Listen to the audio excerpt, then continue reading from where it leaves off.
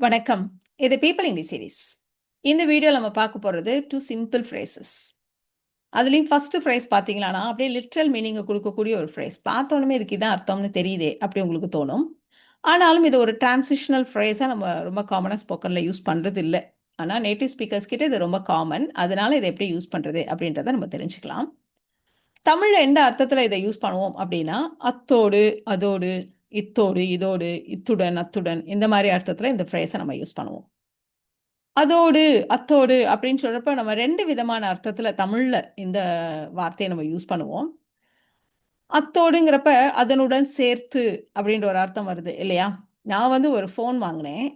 அதோடு சேர்த்து ஒரு செட் ஆஃப் ஹெட்ஃபோன்ஸும் வாங்கினேன். இது ஒரு அர்த்தம்.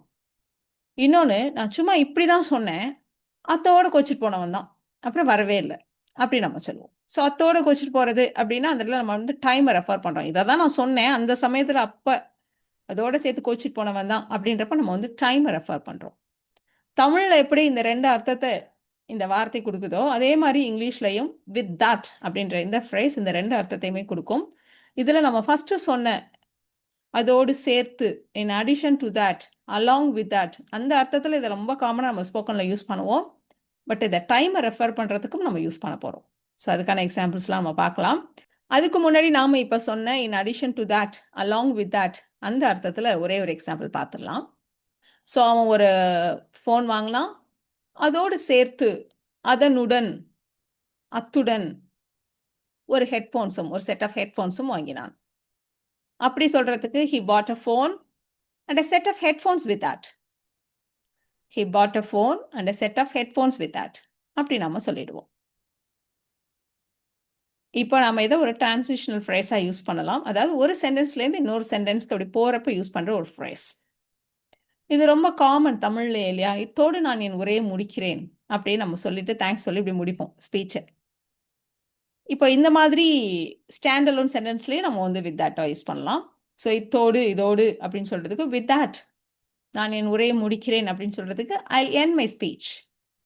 With that I'll end my speech அப்படி சொல்லுவோம்.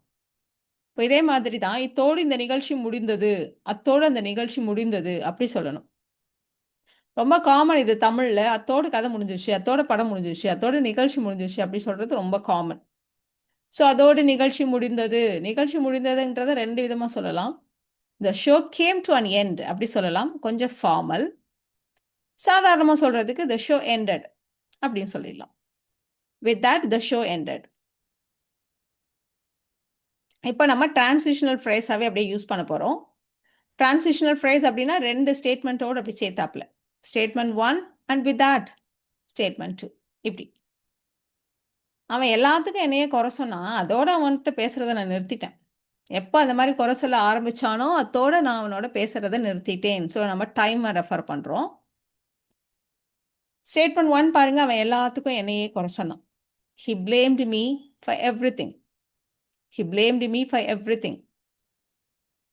நான் அவனோட பேசுறத நிறுத்திட்டேன். I stopped talking to him. I stopped talking to him. சேர்த்து சொல்ல வேண்டியதான். He blamed me for everything and with that I stopped talking to him. Simple இல்லையா? ஸோ உங்களுக்கே தெரியுது இது ரொம்ப சிம்பிள். இது சாதாரணமான ஒரு அர்த்தத்தை கொடுக்கக்கூடிய ஒரு ஃப்ரேஸ் தான் அப்படின்னு உங்களுக்கே தோணுது. அடுத்த சென்டென்ஸ் பார்க்கலாம். அவன் மன்னிப்பு கேட்டுட்டான். அதனால இத்தோட இந்த பிரச்சனையை நம்ம விட்டுடலாம். எப்படி நம்ம சொல்லணும்?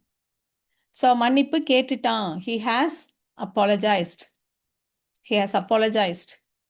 And with that இதை விட்டுடலாம். அந்த பிரச்சனையை விட்டுடலாம். அதோட ட்ராப் பண்ணிடலாம். Let us drop this issue. He has apologized. With that let's drop this issue. நீங்க 2 ஸ்டேட்மெண்ட்டையும் கனெக்ட் பண்ணணும்னா இந்த மாதிரி ஒரு அண்ட் சேர்த்துக்கோங்க. இல்லைன்னா இந்த மாதிரி தனித்தனியாகவும் நம்ம போட்டுக்கலாம். நீ ரொம்ப லேட்டா போனியா? இல்ல. நான் மேனேஜர் கிட்ட என்னோட கீய ஒப்படைச்சேன். அத்தோட நான் வீட்டுக்கு கிளம்பிட்டேன். அப்படின்னு நம்ம சொல்லப் போறோம். ஸோ நீங்க கவனிக்கலாம். அத்தோட எல்லாத்த இடத்துலயுமே நம்ம வந்து இந்த இடத்துல டைமை தான் ரெஃபர் பண்ணிட்டு இருக்கோம். ஸோ நான் ஒப்படைத்தேன். I handed over. I handed over the keys. I handed over the keys to the manager. நான் வீட்டுக்கு கிளம்பிட்டேன். I left for home. I left for home. I handed over the keys to the manager and with that I left for home. இந்த எக்ஸாம்பிள நீங்களே கூட try பண்ணலாம். நேத்து project meeting நடந்துச்சு. நான் நெறைய ஐடியாஸ் சொன்னேன். அவர் என்னோட ஐடியாஸ காது குடுத்து கூட கேட்கல. அதோட அந்த திட்டத்தின் மீதான என்னுடைய ஆர்வம் மொத்தமா போயிடுச்சு. நாம ஒரு ஐடியா சொல்லி யாரும் காது குடுத்து கூட கேட்காட்டி நமக்கு அதுல ஒரு இன்ட்ரெஸ்ட்டே போயிடும் இல்லையா? ஸோ அவர் காது குடுத்து கூட கேட்கவில்லை. He didn't even listen to my ideas. He didn't even listen to my ideas. என்னோட ஆர்வம் மொத்தமா போயிடுச்சு. I lost interest. I lost all interest in the project. சேர்த்து சொல்லலாமா? He didn't even listen to my ideas. And with that, I lost all interest in the project.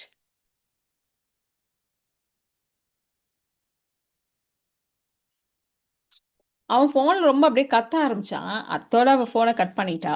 அப்படின்னு நம்ம சொல்லப் போறோம். அவன் ஃபோனில் கத்தத் தொடங்கினான். He started yelling. இல்ல he started shouting. எப்படி வேணா சொல்லுங்க. He started shouting at the phone. He started yelling at the phone. She hung up. அவ வந்து ஃபோன வச்சுட்டா. She hung up. She started shouting at the phone and with that she hung up.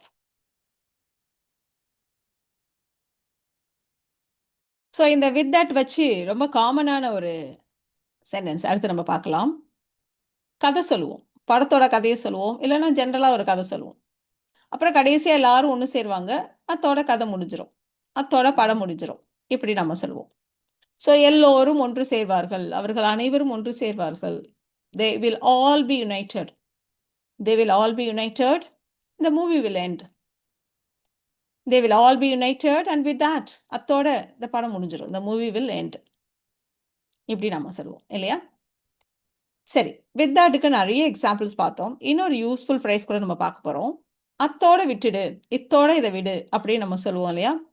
இதுக்கு நாம leave it at that அப்படின்ற ஃப்ரேஸை use பண்ணுவோம். So அத்தோட, அதோட, இத்தோட, இதோடன்னு வர்றதுனால இந்த இடத்துல நம்ம லீவ் இட் வித் தட் இல்லை, லீவ் இட் அட் தட் அப்படின்ற ஃப்ரேஸை நம்ம யூஸ் பண்ணுவோம். இப்போ நீ அவங்களுக்கு எதுவும் டீட்டெயில்ஸ்லாம் கொடுத்துட்டியா ஆல்ரெடி அப்படின்னு கேட்குறோம். ஆமா, இந்த விவரங்களை அவருக்கு நான் ஏற்கனவே கொடுத்துருக்கேன்.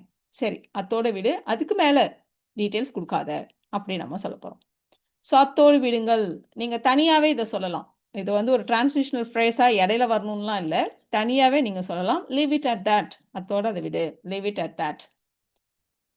அதுக்கு மேலே அவங்களுக்கு விவரங்கள் கொடுக்காதீங்க. Don't give them too many details. நிறைய விவரங்கள்லாம் கொடுக்காதீங்க அப்படி சொல்லலாம். இல்லைனா இப்போ இதுக்கு மேலே கொடுக்காதீங்கன்னு சொல்கிறதுனால don't give them any more details. Don't give them any more details. Leave it at that. Don't give them any more details. அவங்களுக்கு அதிக விவரங்களை கொடுக்காதீங்க அப்படி சொல்றதா இருந்தா don't give them too many details அப்படி சொல்லலாம்.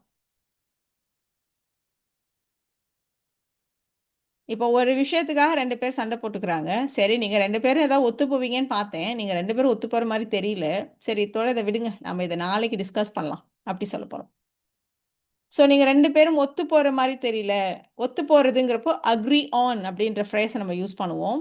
ஸோ அக்ரி ஆன் அப்படிங்கிறது 2 பேர் காமனாக ஒரே மாதிரி ஒத்து போகிறது. ஸோ அதுதான் நம்ம இந்த இடத்துல யூஸ் பண்ண போகிறோம். ஸோ எனக்கு என்னவோ தெரியல. I don't think you both agri on this. நீங்கள் 2 பேர் சேர்ந்து ஒத்து போவீங்கன்னு எனக்கு தோணலை. I don't think you both agri on this.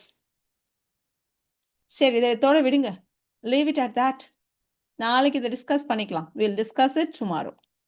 இதுதான் நம்ம அப்படியே சேர்த்து சொல்கிறோம். So I don't think you both agri on this. So leave it at that. Will discuss it tomorrow. So இத்தோட இதை விடுங்கள் அப்படின்னு சொல்றதுக்கு லீவ் இட் அட் தட் அப்படி சொல்லிட வேண்டியதுதான். இப்போ நம்ம 2 phrases பார்த்தோம் இல்லையா? With that and leave it at that. இந்த சென்டென்சஸை நீங்கள் ட்ரை பண்ணுங்க. அவன் ப்ராஜெக்ட் ரிப்போர்ட்டை சப்மிட் பண்ணான். அத்தோட அவன் வேலை முடிஞ்சிருச்சு. லேட் ஆனதுக்காக அவன் மன்னிப்பு கேட்டுட்டான். ஸோ நம்ம இதோட இதை விட்டுடணும். ஸோ இதோட இதை விட்டுணும்னு நான் நினைக்கிறேன். ஸோ இந்த 2 சென்டென்சஸை நீங்கள் ட்ரை பண்ணுங்க. ஸோ ரொம்ப சிம்பிளாக ட்ரை பண்ணிடலாம். ட்ரை பண்ணுங்க.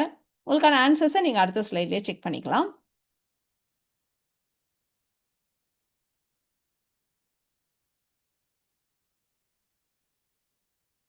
உங்களுக்கான ஆன்சர்ஸ் பார்த்துடலாமா?